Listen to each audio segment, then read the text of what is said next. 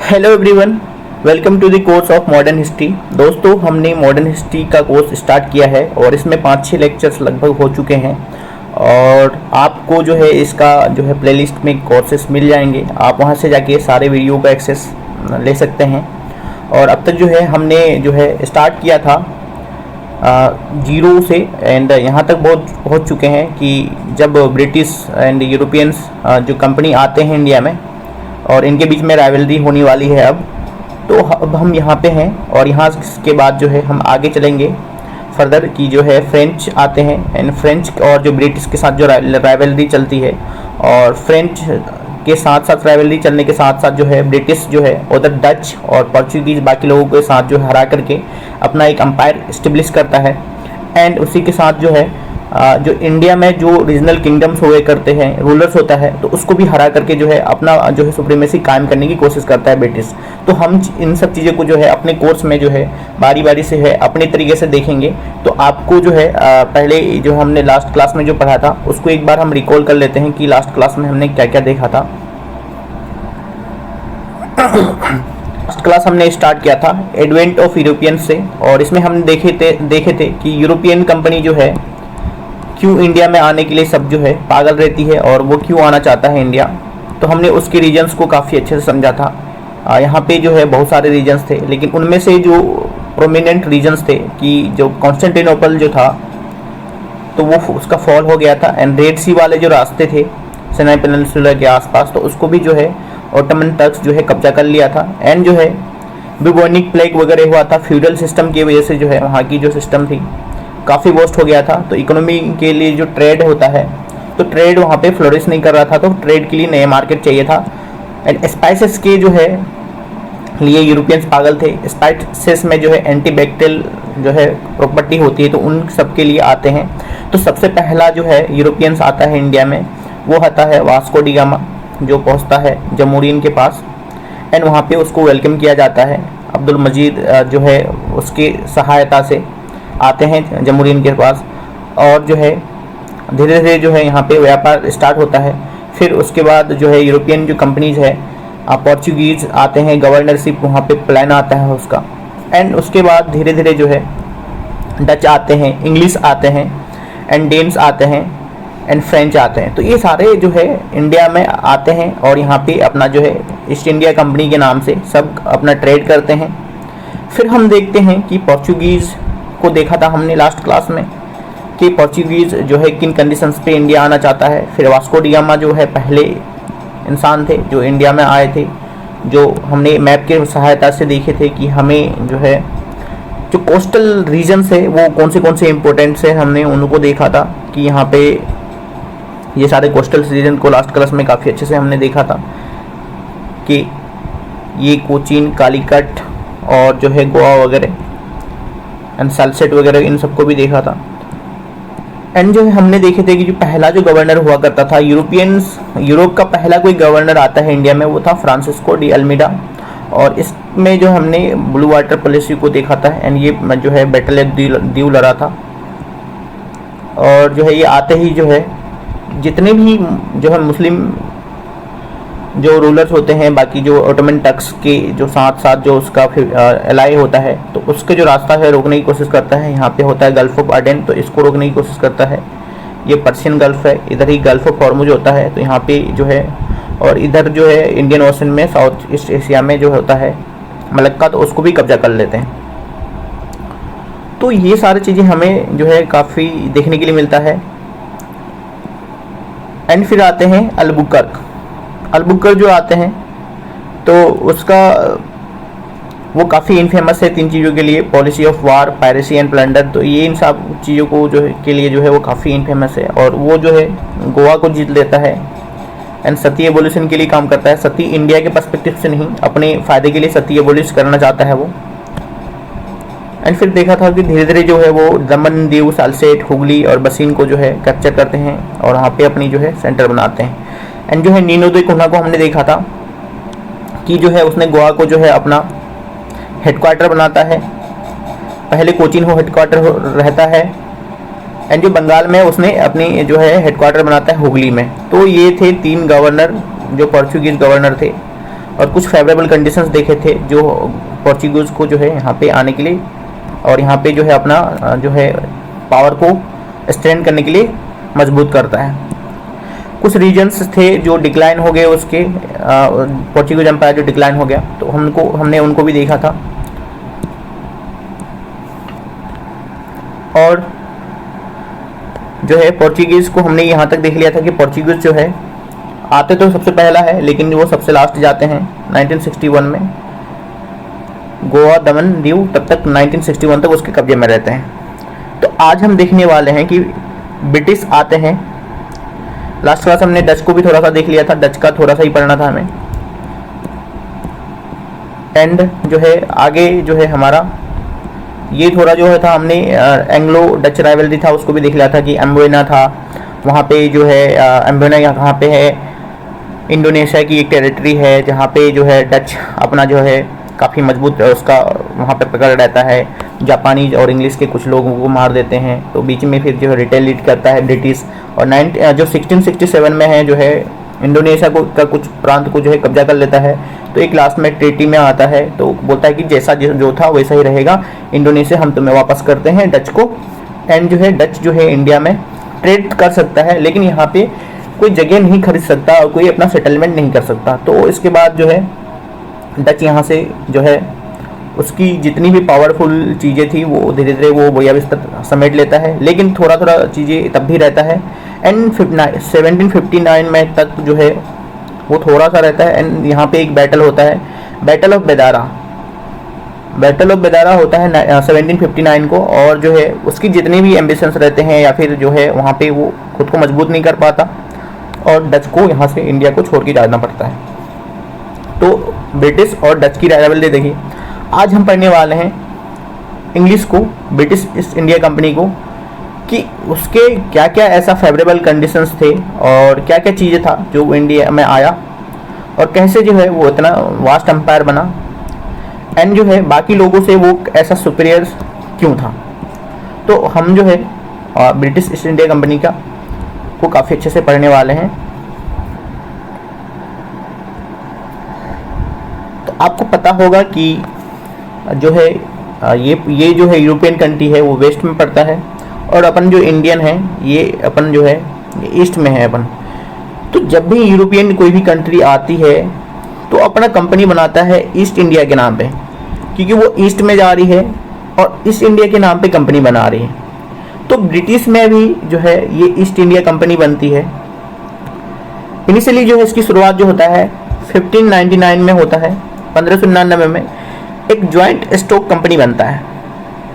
Joint stock company का मतलब ये होता है कि जो है बहुत सारे मर्चेंट्स जो है अपना मिल करके जो है पैसे लगाएंगे, इन्वेस्ट करेंगे और एक जो है ज्वाइंट स्टॉक कंपनी बनेगा। तो उसी कंपनी को बोलते हैं ज्वाइंट स्टॉक कंपनी, कि वहाँ पे शेयर होल्डर्स होंगे। तो 1599 में एक ज्वाइंट स्टॉक कंपनी बनता है और जो है वहाँ की उस टाइम की जो क्वीन होती है, क्वीन एलिजाबेथ फर्स्ट, वो 15 साल की चार्टर देती है इस कंपनी को। 31 दिसंबर 1600 ईस्वी को, 31 दिसंबर 1600 को इनिशियली जो है 15 साल की चार्टर मिलती जो है इस कंपनी को। और आगे चल के जो है ये कंपनी ईस्ट इंडिया कंपनी यानी ब्रिटिश ईस्ट इंडिया कंपनी कहलाता है। और इस कंपनी का जो निकनेम होता है जॉन कंपनी होता है, इस कंपनी का निकनेम। और इस कंपनी का जो पहला कोई आदमी आता है जो इंडिया में आता है वो आता है कैप्टन विलियम हॉकिंस।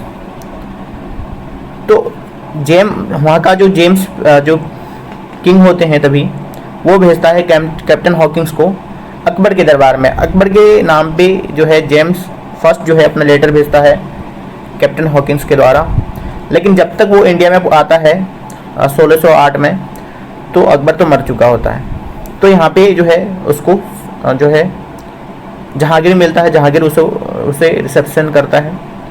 तो आपको पूछा जाएगा कि जो है कैप्टन हॉकिंस किसके दरबार में आते हैं, तो वो जहांगीर के दरबार में आते हैं। लेकिन जो है जेम्स फर्स्ट ने किसके नाम पे जो है अपनी लेटर देता है, तो वो अकबर के नाम पे देता है। एंड जब ब्रिटिश इंडिया में आना चाहता है तो पोर्चुगीज़ जो है काफ़ी जो है तब तक अच्छे खासे अपना जो है मजबूत रहता है, तो वो आना नहीं देना चाहता, क्योंकि जो है वो चाहता है कि यहाँ पे हम ही अपना ट्रेड करें और ब्रिटिश को रोकना चाहता है।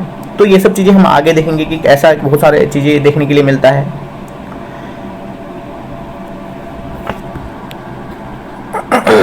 और यहाँ पे एक अच्छी बात ये होती है कि जब कैप्टन हॉकिंस आता है तो काफ़ी जो है पढ़े लिखे आदमी होते हैं, इंटेलेक्चुअल होते हैं, तो उसको जो है जो टर्की जो लैंग्वेज होते हैं या फिर पर्शियन कहिए आप, तो उस लैंग्वेज को है जैसा कि रॉयल कोर्ट में जो लैंग्वेज बोली जाती थी तो उसको अच्छे से बोलना जानता था।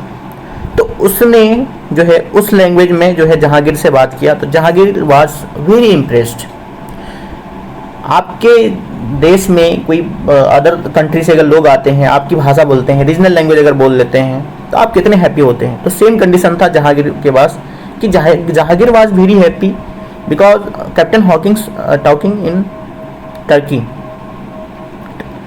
टर्किश लैंग्वेज, तो वो काफ़ी हैप्पी होता है। और उसके साथ साथ जो है कैप्टन हॉकिंस को जो है मनसब ग्रांट करता है और 30,000 रुपये की जो है मंथली सैलरी भी दिया जाता है, जो कि सैलरी उसको कभी मिलता नहीं है। और मनसब का रैंक अगर कहा जाए तो मनसब का रैंक उसका है 400 के आसपास जो है वो मनसब का रैंक दिया जाता है, मनसबदार बना देते हैं जहांगीर। तो कैप्टन हॉकिंस 1608 में आते हैं और 1611 तक रहते हैं और ये चाहते हैं कि सूरत में इसे जो है फैक्ट्री जो है इस्टेब्लिश करने का राइट मिल जाए। उस टाइम फैक्ट्री एक जो है आप फैक्ट्री रियल जो अभी फैक्ट्री में प्रोडक्शन होता है वो प्रोडक्शन नहीं होता था, उस समय सिर्फ एक गोडाउन स्टोरेज के रूप में रखा जाता था।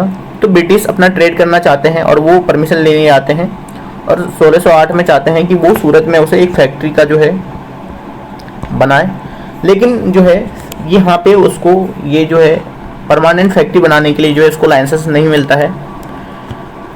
और आप देखिए मैप समझिए, यहाँ पे गुजरात अगर है इस साइड में तो यहाँ पे गुजरात में सूरत इधर है और मसूलीपट्टनम इस साइड है। तो 1611 में जो है वो मसूलीपट्टनम में जो है अपना फैक्ट्री बनाता है, मसूलीपट्टनम में ब्रिटिश। और सूरत में वो उसको जो है फैक्ट्री बनाने के लिए जो एक्सेस मिलता है 1613 में मिलता है और 1613 में जो है 13 में जो है कंप्लीट जो है परमानेंट फैक्ट्री बनता है सूरत में। तो हम इन सब चीज़ों को भी देखेंगे आगे से। और क्योंकि जो है बीच में कैप्टन थॉमस बेस्ट आएंगे और वो एक वार लड़ेंगे पोर्चुगीज़ के साथ और उसको हरा देंगे, तो सूरत में फैक्ट्री जो है इस्टेब्लिश करने का अधिकार मिल जाएगा उसे। तो ये देखिए कौन है, ये हॉकिंस, ये है कैप्टन विलियम हॉकिंस। कब आए थे? 1608 में आए। इनको मनसब मिला, 400 का मनसब मिला। और कब तक रहे जहांगीर के दरबार में? 1611 तक रहे। ये सूरत में फैक्ट्री इस्टेब्लिश करने के लिए अपना जो है राइट लेने के लिए मतलब जो है लाइसेंस लेने के लिए गए, लेकिन उसे मिला नहीं अधिकार। और 1611 में जो मसूलीपट्टनम में एक फैक्ट्री लगा चुके थे ब्रिटिश। एंड जो है जब हमने अभी देखा कि यहाँ पे क्या होता है कि पोर्चुगीज फैक्ट्री लगाने नहीं देता है, तो ब्रिटिश काफ़ी नाराज़ होते हैं। तो ब्रिटिश जो है पोर्चुगीज को एक के साथ एक लड़ाई लड़ता है 1612 में, जिसको बोलते हैं बैटल ऑफ स्वाले।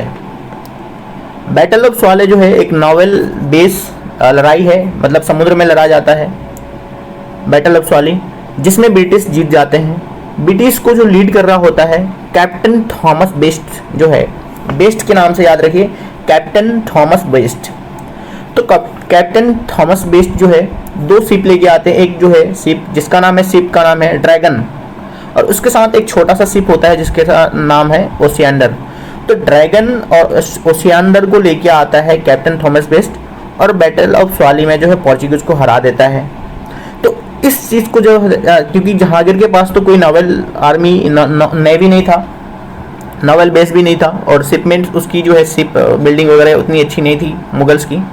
तो जहांगीर काफ़ी इम्प्रेस होता है और इसी को देख करके जो है 1613 में जो है अधिकार मिल जाता है सूरत में फैक्ट्री इस्टेब्लिश करने का। तो यहाँ पे जो है ब्रिटिश का पहला परमानेंट फैक्ट्री बनता है 1613 में। लेकिन 1611 में जो है ब्रिटिश एक फैक्ट्री बनाते हैं, कहाँ पे, मसूलीपट्टनम में, मसूलीपट्टनम में। और परमानेंट फैक्ट्री कहाँ पे बन रहा है, सूरत में 1613 में पहला फैक्ट्री बन रहा है। सूरत के में पहला फैक्ट्री बन रहा है 1613 में। इसके बाद आता है, कौन आता है, सर थॉमस रो आता है। वो आता है कहाँ पे, जहांगीर के पास आता है as ambassador of James first.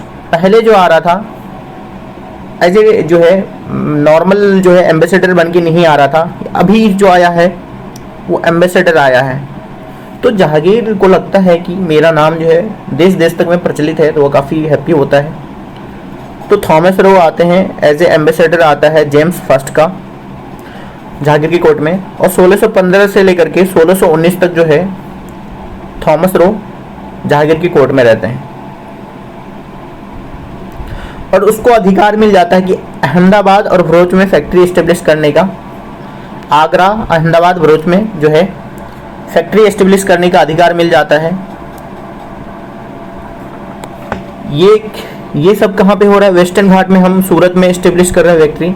अब अगर ईस्टर्न घाट में अगर फैक्ट्री एस्टेब्लिश करने की अगर हम चीज़ों को देखें तो इंग्लिश जो है उड़ीसा में फैक्ट्री बना रहा है 1633 में, 1633 में बना रहा है उड़ीसा में फैक्ट्री।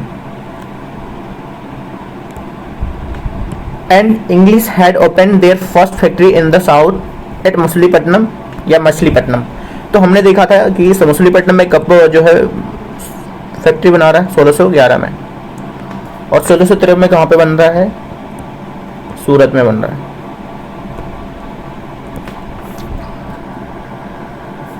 तो ब्रिटिश आते हैं और उसका जो है फैक्ट्री भी बन रहा है। कैप्टन हॉकिंस आ गए, थॉमस बेस्ट आ गए, सर थॉमस रो भी आ गए। अब यहाँ पे देखते हैं कि जो बॉम्बे पहले रहता है किसके पास, पोर्चुगीज के पास, पोर्चुगीज को जीत जाते हैं। तो यहाँ पे एक पोर्चुगीज और ब्रिटिश के साथ जो है एक मैट्रिमोनियल अलायंस होता है।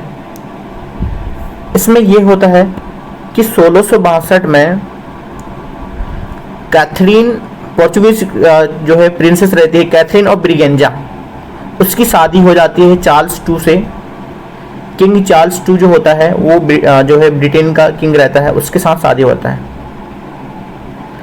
तो चार्ल्स II को जो है एज ए डॉरी मिलता है बॉम्बे। तो बॉम्बे देखिए इंडियन टेरिटरी को जो है एज ए ये लोग डॉरी ट्रीट कर रहा है, मतलब समझो कि दहेज में ले रहा है, दे रहा है। हम इसको अपनी नोट्स के सहायता से काफ़ी अच्छे से समझते हैं। तो 1662 में जो होता है एक शादी होती है और उसमें मैट्रिमोनियल अलायंस होता है। मैट्रिमोनियल जो चीज़ें आप समझिए उसको, कि किंग चार्ल्स II होता है ब्रिटिश के साइड से, तो उसकी शादी होती है कैथरीन ऑफ ब्रिगेंजा, ये पोर्चुगीज प्रिंसेस रहती है। और 1662 में जो है डाउरी मिल जाता है बॉम्बे को, ब्रिटिश को। Bombay as a dowry given to Britishers by Portuguese. तो कैथरीन ऑफ ब्रिगेंजा की शादी के जो डाउरी के नाम पे जो है बॉम्बे मिल जाता है ब्रिटिश को। और ब्रिटिश क्या करेगा, किसी टेरिटरी को जो है वहाँ के किंग डाउरी लेकर के। तो जो है ब्रिटिशर्स जो है ईस्ट इंडिया, अभी क्या है, ईस्ट इंडिया कंपनी है, ब्रिटिश कंपनी जो रूल है वहाँ के मोनार्क है उसका इंटरफेयर नहीं है ईस्ट इंडिया कंपनी के साथ उतना। तो ब्रिटिश जो वहाँ का जो मोनार्क होता है तो वो दे देता है ईस्ट इंडिया कंपनी को एक नॉमिनल अमाउंट के तौर पे 10 pound per year, 10 pound per year के तौर पे जो है बॉम्बे दे दिया जाता है। किसको, ब्रिटिश ट्रांसफर कर देता है ईस्ट इंडिया कंपनी को। समझिए, बॉम्बे पहले किसके पास था, पोर्चुगीज के पास। पोर्चुगीज ने डाउरी के तौर पे दे दिया किसको, इंग्लिश को दे दिया। इंग्लिश में किसको, किंग चार्ल्स II को दे दिया। और किंग चार्ल्स II ने जो है वहाँ की जो कंपनी है ब्रिटिश ईस्ट इंडिया कंपनी, उसको दे देता है 10 पाउंड पर ईयर के तौर पे। और लास्ट जो बाद में जो है ब्रिटिशर्स ने जो है बॉम्बे को अपना हेडक्वार्टर बना देता है 1687 में। तो बॉम्बे जो है काफ़ी अच्छा रोल प्ले करेगा ब्रिटिशर्स के लिए। और पहले जो है हेडक्वार्टर हुआ करता है ब्रिटिशर्स का सूरत। अब जब बॉम्बे उसके पास मिल गया, बॉम्बे काफ़ी स्ट्रेटेजिकली बहुत इंपॉर्टेंट जगह था, तो उसको अपने हेडक्वार्टर डिक्लेयर कर दिया 1687 में। एंड आगे बढ़ते हैं तो हम देखते हैं कि 1632 में जो है गोल्डन फरमान मिलता है। किसके द्वारा मिलता है? गोलकुंडा के जो रूलर होते हैं 1632 में, गोलकुंडा के सुल्तान जो होते हैं वो देते हैं गोल्डन फरमान। और इसमें क्या होता है कि वेरी मिनिमम टैक्स के साथ, वेरी माइनर मिनिमल टैक्स, बहुत कम टैक्स देगा और उसके साथ जो है वो ट्रेड करेगा, फ्री ट्रेड समझिए। तो इतना कम टैक्स दे करके जो है पहला ब्रिटिशर्स का अचीवमेंट था कि 1632 में उसको जो है गोल्डन फरमान मिल रहा है, गोलकुंडा रूलर के साथ, सुल्तान के साथ पास से मिल रहा है। तो ये है। एंड फिर जो है चंद्रगिरी से जो है उसको परमिशन मिल जाता है जो मुगल रूलर होते हैं उसके द्वारा। सॉरी, चंद्रगिरी रूलर जो होता है उसने परमिशन देता है फ्रांसिस डे को। चंद्रगिरी रूलर जो है 1639 में जो मद्रास चंद्रगिरी रूलर जो है 1649 में एक परमिशन देता है फ्रांसिस डे को कि मद्रास में फैक्ट्री को जो है फोर्टिफाई कर सकते हैं वो। तो मद्रास के फैक्ट्री को फोर्टिफाई करने के लिए जो है ये जो है परमिशन देता है। कौन देता है? चंद्रगिरी रूलर देता है। और इस फोर्ट को जो है जब फोर्टिफाई कर दिया जाता है तो इसी फोर्ट को बोलते हैं फोर्ट सेंट जॉर्ज। तो फोर्ट जो सेंट जॉर्ज कहाँ पे है? मद्रास में है। 1639 में जो है इसको फोर्टिफाई करने का परमिशन मिला था। और ब्रिटिशर्स का जो है साउथ में अगर हेडक्वार्टर कहा जाए तो साउथ में हेडक्वार्टर कौन था? मसूलीपट्टनम था। एंड आगे चल के जो है ब्रिटिशर्स को 1717 में फारूक शेर जो है एक रॉयल फरमान देता है जिससे उसकी जो है ट्रेड फ्री हो जाती। कहाँ पे? बिहार, बंगाल और उड़ीसा में। और ये ब्रिटिश कंपनी का जो है इसको बोला जाता है मैग्ना कार्टा। मैग्ना कार्टा एक ऐसा डॉक्यूमेंट है जहाँ पे जो है उसको ये समझिए कि पहला ऐसा लिखित कोई जो है चीज़ें मिल रहा है जहाँ पे उसको फ्री ट्रेड करने के लिए दिया जा रहा है, अधिकार दिया जा रहा है। मैग्ना कार्टा अधिकार से रिलेटेड है, राइट से रिलेटेड है। तो 1717 में रॉयल फरमान देता है फारूक शेर, जिसे Magna carta for the Britishers कहा जाता है। तो इसको जो है लेता है विलियम हैमिल्टन सर्जन। बेसिकली क्या होता है कि विलियम हैमिल्टन सर्जन जो है वो इलाज करते हैं फारूक शेर का। फारूक शेर काफ़ी बीमार होते हैं तो ब्रिटिशर्स को जो है ये खुश होकर के ये मैग्ना कार्टा देते हैं, रॉयल फरमान देते हैं। और जो है फ्री ट्रेड करेगा ब्रिटिशर्स मात्र 3000 जो है एनुअल रुपए के लिए।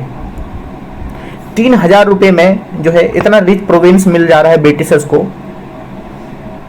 फ्री ट्रेड के लिए, जिसे जो है दस्तक फ्री ट्रेड को बोलते हैं। दस्तक,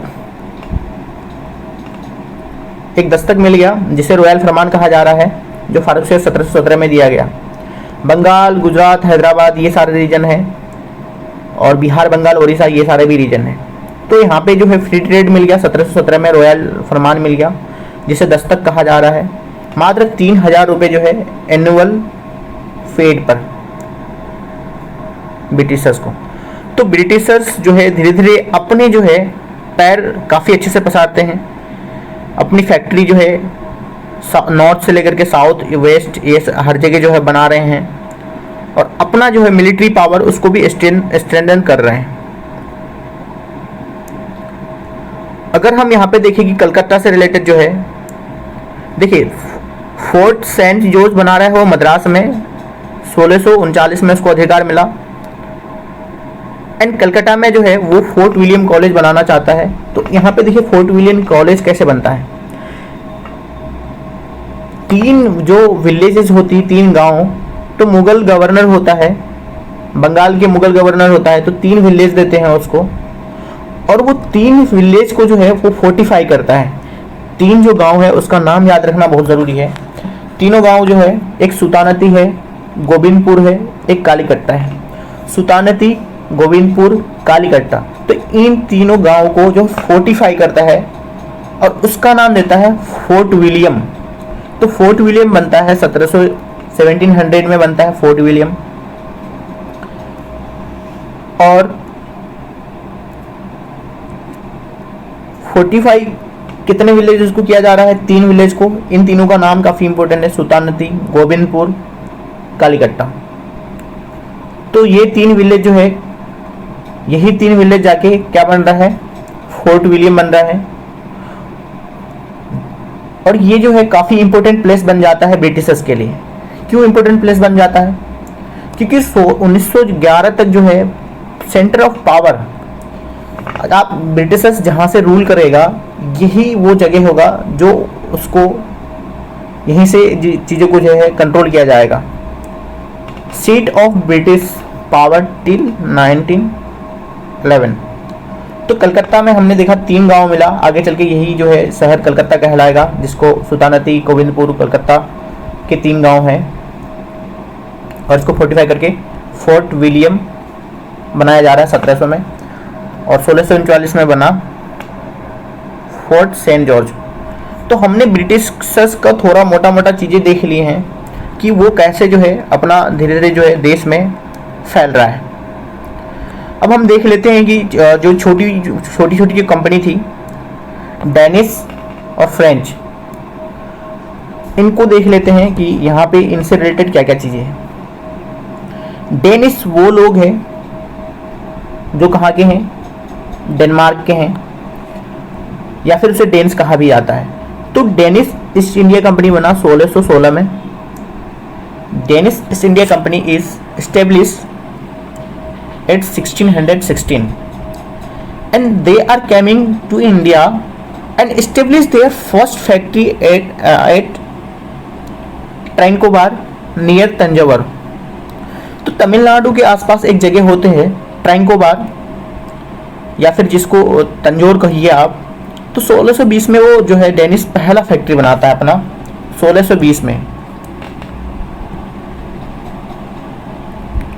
तो पहला फैक्ट्री बनता है ट्रैंकोबार 1620 में, और डेनिश आता है हमारा 1616 में। और बंगाल में वो अपना एक कॉलोनी बनाता है 1755 में, जिसका नाम होता है फ्रेडरिक नगर। तो 1755 में बनाते हैं डेनमार्क के जो लोग होते हैं वो बनाते हैं फ्रेडरिक नगर सेरमपुर के आसपास। तो ये कहाँ पे बना रहे हैं? बंगाल में। तो ये पूछ लिया जाएगा कि who is establish Frederick nagar? They are Danish. तो फ्रेडरिक नगर बनाता है 1755 में डेनमार्क, एंड 1620 में पहली फैक्ट्री बनाती है ट्रैंकोबार में। और वो जो है बहुत ज़्यादा ट्रेड वगैरह पे उनका इंटरेस्ट नहीं होता है डेनमार्क के लोगों का और डेनिश का। दे आर हाईली जो है concentrated in their missionary activities. तो अपना जो मिशनरी जो एक्टिविटीज़ है उस पर बहुत ज़्यादा जो है कंसंट्रेटेड रहता है। और कॉमर्स जो है, ट्रेड एंड कॉमर्स जो है उस पर उतना उनकी ध्यान नहीं होती। तो जो है डेनिश का सबसे ज़्यादा जो ध्यान किस पे है? मिशनरी एक्टिविटीज़ पे है। तो ये मिशनरी एक्टिविटीज़ जिसका ज़्यादा अच्छे से करेगा जो, तो उतने टाइम तक जो है वो किसी दूसरे देश में टिक नहीं पाएगा। तो फाइनली जो है 1717 में जो डेनिश ईस्ट इंडिया कंपनी है तो बैंकरप्ट हो जाती है, घाटे में चलती है। घाटे में चलने के कारण ये होता है कि वो बैंकरप्ट हो जाएगी। तो 1777 में वो बैंकरप्ट हो जाती है। और अपना जो सीरमपुर वाला जो जगह होता है, सीरमपुर वाला जगह मतलब जो फ्रेडरिक नगर था, तो वो ट्रांसफ़र कर देता है डेनिश क्राउन को। वहाँ का जो राजा होते हैं, वहाँ का जो क्राउन होता है, उसको ट्रांसफ़र कर दिया जाता है Serampore as a Frederick Nagar transfer कर दिया जाता है डेनिश क्राउन को। और बचे कुचे जो टेरिटरी होते हैं डेनिश के पास, तो वो जो है 1645 में जो है वो जो बच्चे खुचे जो उसके टेरिटरी होते हैं 1645 में, like Denmark ceded Serampore to Britishers, ठीक है। और डेनिस रूल जो है इंडिया में ख़त्म हो जाते हैं। तो 1645 आते आते डेनिस के जो है दिन तमाम मतलब ख़त्म हो जाते हैं और ये जो डेनिस रहते हैं ये अपने जितनी भी टेरिटरी होता है वो ब्रिटिशर्स को देता है और इंडिया को छोड़ के चले जाते हैं। इंडिया में उसकी जो है रूल ख़त्म हो जाती है, एज ए ट्रेड वो रह सकता है। तो हम देख रहे हैं कि जो है ब्रिटिशर्स को जो है वो काफ़ी अच्छे से मजबूत हो रहा है, स्ट्रेंथन हो रहा है, और बाकी जो है डेनिस है, पोर्चुगीज़ है, डच है, ये सारे जो है धीरे धीरे जा रहे हैं। तो ये भी एक रीजन बनता है कि ब्रिटिशर्स काफ़ी स्ट्रॉन्ग हो जाते हैं। अब चलते हैं कि हम फ्रेंच ईस्ट इंडिया कंपनी या फिर फ्रेंच के बारे में। तो सबसे पहला कि जितनी भी कंपनियाँ आ रही थी कि ब्रिटिश ईस्ट इंडिया कंपनी या फिर जो है पोर्चुगीज ईस्ट इंडिया कंपनी और बाकी जितने भी कंपनी थे, तो they are private companies, but French East India company is not a private company. तो ये जो है वहाँ की जो गवर्नमेंट है वो गवर्नमेंट का शेयर होल्डिंग जो है 60% के आसपास था। तो French East India company is a government जो है ईस्ट इंडिया कंपनी, ये एक्चुअली गवर्नमेंट के द्वारा जो है रेगुलेट किया जाता था। गवर्नमेंट क्या करेगा, इसको रेगुलेट करता है। तो इसकी फंक्शन जहाँ भी गवर्नमेंट की काम आते हैं, एक्टिविटीज़ आता है, तो वहाँ पे जो है प्राइवेट जो कंपनीज वगैरह होते हैं उसके हिसाब से उतने अच्छे से जो है स्मूथली फंक्शंस नहीं होते हैं।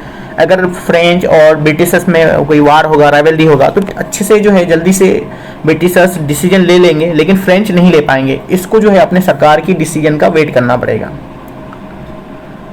तो ये खैर बात रही, आगे हम इसको अच्छे से देखने वाले देखेंगे कि जब फ्रेंच एंड ब्रिटिश राइवलरी होगा तो वहाँ पे इन सब चीज़ों को काफ़ी अच्छे से देखेंगे।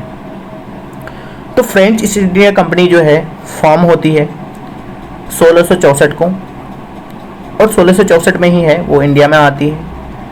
और ये जो है किसके द्वारा फॉर्म किया जाता है, जब वहाँ पे लुई 14 होते हैं, लुई 14 द मोनार्क, जिसे एब्सोल्यूट मोनार्क कहा जाता है, यही आदमी था जो कहता था I am the state, he is very powerful, he tell himself all the power should be concentrated on me. मतलब जितनी भी पावर है सेंटर की, मतलब स्टेट्स की, हर एक पावर उसके में कॉन्सेंट्रेटेड होना चाहिए। और वो खुद को कहता था आई एम द स्टेट, मैं ही राज्य हूँ। तो लुई 14 जो होता है एक एब्सोल्यूट मोनार्क था, तो उसने ये कंपनी बनाया था। उसी का एक फाइनेंस मिनिस्टर हुआ करता था कोलबर्ट काफ़ी एबल आदमी था। तो वो इस्टेब्लिश किया था फ्रेंच ईस्ट इंडिया कंपनी को 1664 में, और ये आता है इंडिया में 1664 में। और 1667-68 में आते ही इसका पहला जो है फैक्ट्री लगता है सूरत में। कहीं कहीं 1667 रहता है जो है ये फैक्ट्री इस्टेब्लिश करते पहला सूरत पे, और कहीं पे 1668 भी रहता है। एंड जो है इसका सेकेंड फैक्ट्री बनता है मछलीपट्टनम में 1669 में। तो फैक्ट्री पहला बना रहा है सूरत में और मछलीपट्टनम में। आप देखो कि सूरत जो है सबका फेवरेबल रह रहा है, सब सूरत में फैक्ट्री बनाना चाह रहा है। तो यहाँ पे आप ये समझिए कि ये अपना है गुजरात वाले रीजन, यहाँ पे सूरत है। तो सूरत जो है यहाँ पे कहीं से भी आएगा डायरेक्ट सूरत पे, एक पोर्ट है सूरत, और काफ़ी जो है काफ़ी फ्लोरिश था सूरत तभी। तो वहाँ पे सब चाहते हैं कि उसका फैक्ट्री बने। तो फ्रेंच ईस्ट इंडिया कंपनी मिला 1664 में, वो इंडिया में आए 1667 में पहली फैक्ट्री बन गई, मछलीपट्टनम में बन गई 1669 में। एंड फ्रेंच से रिलेटेड जो है एक चीज़, बंगाल में एक मुगल सूबेदार या फिर गवर्नर होता है जिसका नाम है शाइस्ता खान। ये शाइस्ता खान पहले दक्कन में रहता है और जो है औरंगजेब फिर इसको जो है एज ए पनिशमेंट जो है इसको बंगाल भेज देता है। क्योंकि क्या होता है कि शिवाजी के साथ कुछ बैटल कन्फ्रंट कर रहा होता है शाइस्ता खान, लेकिन जीत नहीं पाता है। तो इसको एज ए कहिए आप कि भेज दिया जाता है बंगाल में। तो बंगाल का क्या है, गवर्नर है, सूबेदार है शाइस्ता खान। तो ये एक टाउनशिप स्टार्ट करता है, एक शहर बनाता है जिसका नाम है चंद्रनागौर बनाता है कलकत्ता में, और इसको जो है फ्रेंच को दे देता है, फ्रेंच ईस्ट इंडिया कंपनी को 1688 में। 1688 में जो है चंद्रनागौर जो है शाइस्ता खान जो है चंद्रनागौर को फ्रेंच को दे देता है मात्र 40,000 पाउंड के लिए।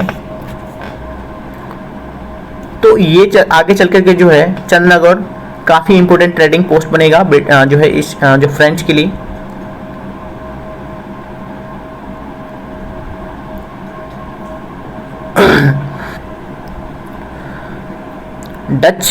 Dutch captured Pondicherry in 1693, but the Treaty of Ryswick in 1697 restored Pondicherry to French। आपको पता है कि फ्रेंच का जो है कॉलोनी होता है एक पौंडीचेरी, काफ़ी इंपॉर्टेंट कॉलोनी होता है। तो डच जो है वो कैप्चर कर लेता है 1693 में पौंडीचेरी को, लेकिन एक ट्रीटी होती है डच और फ्रेंच के बीच में, ट्रीटी ऑफ रेसविक, और 1697 में है जो पौंडीचेरी को वापस कर दिया जाता है। फ्रेंच जो है ओवरऑल टाइम मतलब जब बीतता है तो वो काफ़ी जो है फैक्ट्रीज वगैरह बना लेते हैं, तो उसके कुछ रीजन जो है काफ़ी फेमस है कि 1697 से लेकर के 1739 तक 1739 तक वो अपनी जो है फैक्ट्री वगैरह बनाते हैं। तो वो अपनी फैक्ट्री वगैरह बनाते हैं 1697 से 1739 में। तो कौन से जगह पे? तो माहे, करैकल, कासिम बाजार, बालासर। तो इन सारे रीजन में जो है फ्रेंच अपने फैक्ट्री बनाते हैं। तो सूरत, मसूलीपट्टनम, पौंडीचेरी, माहे, करैकल, कासिम बाजार, बालासोर, तो इन सारे जगह है जहाँ पे उसकी फैक्ट्री लग रही है फ्रेंच की। कुछ गवर्नर्स है फ्रेंच के जो काफ़ी इंपॉर्टेंट है, जो आगे हम पढ़ेंगे। फ्रेंच और ब्रिटिशर्स के बीच में जो बैटल्स होगा तो वहाँ पे काफ़ी अच्छा रोल प्ले करेगा, और इसका टाइम पीरियड याद रखना बहुत ज़रूरी है। तो कुछ गवर्नर है जिसके जो नाम यहाँ पे लिखे हैं कि जोसेफ फ्रांसिस, जिसको डुप्लेक्स के नाम से भी कहा जाता है। तो डुप्लेक्स जो है काफ़ी इम्पोर्टेंट गवर्नर था। कहा जाता है कि ऐसा गवर्नर जो है फ्रेंच ईस्ट इंडिया कंपनी में कभी हुआ ही नहीं। ऐसे अगर 3-4 गवर्नर हो जाते तो ब्रिटिशर्स जो है इंडिया में जिस तरीके से रूल किया फ्रेंच को खदेड़ के, उस तरीके से रूल नहीं कर पाता, तब फ्रेंच भी अपना जलवा दिखा सकता था। तो 1742 से लेकर के 54 तक इसका जो है यहाँ पे रोल रहता है। तो डुप्लेक्स को याद रखेंगे 1742 से 54 के बीच में। एंड चार्ल्स गोडेउ, तो ये रहता है 1754 से लेकर के 1 साल के लिए आता है एक्टिंग गवर्नर के रूप में, तो 1 साल ही रहता है। तो चार्ल्स गोडेउ। तो जॉर्ज डुवल, ये है 54 से 58 तक रहता है, जॉर्ज डुवल। और जो है पहला नाम हमें याद रखना है डुप्लेक्स, जो फर्स्ट नंबर है। एंड 4th नंबर याद रखना है हमें जो है काउंट डिलेली। तो ये काफ़ी इंपॉर्टेंट है, ये दो लोग, फ्रांसिस डुप्लेक्स एंड जो है काउंट डिलेली। तो 1754 से जो है 61 तक रहता है। इन दोनों को जब देखेंगे कि ये जो है काफ़ी इंपॉर्टेंट है, डुप्लेक्स और काउंट डिलेली जो है फ्रेंच के लिए काफ़ी अच्छा रोल निभाते हैं। तो ये गवर्नर्स की लिस्ट हो गई जो काफ़ी इंपॉर्टेंट है फ्रेंच के लिस्ट से। और दोस्तों हमने देखा कि 5 तरीके के जो लोग हैं यूरोपियंस जो है इंडिया में आते हैं, लेकिन जो है यूरोपियंस पावर्स में जो है ब्रिटिश जो है काफ़ी अच्छे से जो है पावरफुल होते हैं और इंडिया को काफ़ी टाइम तक रूल करते हैं। तो पोर्चुगीज आते हैं, डच आते हैं, फ्रेंच आते हैं, डेन्स आते हैं, तो ये सारे लोग आते हैं, लेकिन ब्रिटिशर्स उनमें जो है सुपर पावर कहिए बनते हैं। तो ब्रिटिशर्स को हम आगे पढ़ने वाले कि ब्रिटिश कॉन्क्वेस्ट ऑफ इंडिया पढ़ने वाले हैं कि ब्रिटिश ने जो है इंडिया को कैसे कॉन्क्वेस्ट किया, इंडिया को कैसे जीता। तो इसको पढ़ेंगे हम 2 तरीके से कि एक उसने जो है अपनी वार, बैटल, इन सब को लड़के जो है ब्रिटिशर्स ने इंडिया को कॉन्क्वेस्ट किया। और दूसरा तरीका उसका ये था कि कुछ पॉलिसी थे उसके, तो उन पॉलिसी के हिसाब से जो है उसने इंडिया को जीता। तो एक हो गया वार के हिसाब, वार, दूसरा पॉलिसीज। तो वार एक पॉलिसी था, वार भी था एंड उसका एक पॉलिसी था। इन दोनों तरीके से जो है ब्रिटिशर्स ने जो है इंडिया को कैप्चर किया। तो वार में भी हम 2 चीज़ों को देखेंगे कि एक जो है वो अपने यूरोपियंस जो पावर आए थे उसके साथ लड़ते हैं। तो यूरोपियंस में किसके साथ लड़ेंगे वो वार्स में? तो पोर्चुगीज के साथ लड़ेंगे, फ्रेंच के साथ लड़ेंगे, पोर्चुगीज के साथ लड़ेंगे, फ्रेंच के साथ लड़ेंगे, जो डच है उनके साथ लड़ेंगे। तो इन चार पावर के साथ जो है वो पावर कन्फ्रंट करेंगे और जो है फाइनली वो राइज होंगे और वो जीतेंगे। और जो है वही जो है इन सब के साथ साथ तो वो बैटल लड़ेंगे ही। दैट इंडियन पावर जो है वो काफ़ी धीरे धीरे जो अगर रीजनल स्टेट जो है मजबूत होते हैं, पावर स्ट्रेंथ करता है, तो उनके साथ भी जो है वो बैटल लड़ेंगे, उनके साथ भी जो है पावर वो कन्फ्रंट करेंगे। तो ऐसे स्टेट्स हम पढ़ने वाले हैं बंगाल, मैसूर, मराठा और सिख। आप जब पढ़ेंगे हिस्ट्री, मॉडर्न हिस्ट्री, तो उसमें बंगाल के साथ जो है 2 बैटल लड़ता है, तो वो काफ़ी इंपॉर्टेंट है। एंड मैसूर के साथ उसने 4 बैटल लड़ता है, एंग्लो मैसूर वार। और मराठा के साथ 3 बैटल लड़ते हैं, Anglo Maratha, Anglo Sikh 2 battle लड़ते हैं। तो इन सब को जो है हम आगे की क्लास में काफ़ी अच्छे से हम पढ़ने वाले हैं। इंडियन पावर्स के साथ जो उसका बैटल होगा वो, एंड जो है साथ में जो है हम पॉलिसीज़ को भी पढ़ेंगे। जो पॉलिसीज़ जो है उसका 2 पॉलिसी जो है वो डिक्लेयर करता है, बाकी इसके अलावा जो है उसके काफ़ी अलग अलग पॉलिसी होते हैं जो हिस्टोरियंस कहते हैं। लेकिन इन 2 पॉलिसी जो है हम काफ़ी अच्छे से पढ़ेंगे, जो डॉक्ट्रिन ऑफ सब्सिडरी अलायंस है और डॉक्ट्रिन ऑफ लैप्स है।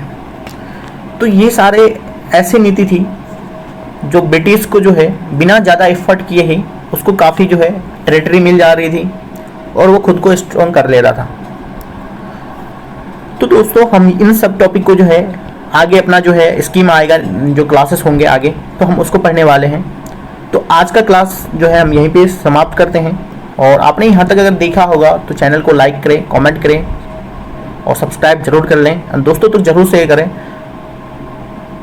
और रोज़ जो 10 क्वेश्चन जो सॉल्व किए जाते हैं, तो आप उन क्वेश्चंस को जरूर लगाइए, आपके लिए काफ़ी हेल्पफुल होने वाला है। Thank you so much. जय हिंद।